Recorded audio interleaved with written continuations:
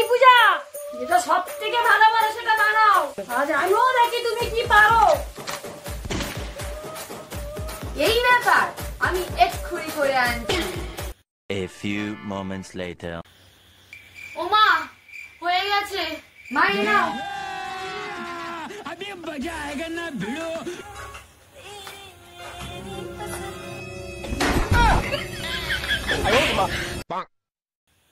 এটা কি? এটাই রিলস মা। বাইগান। তুমি কি খালি এটাই পারো, আর কি কিছু পারো না?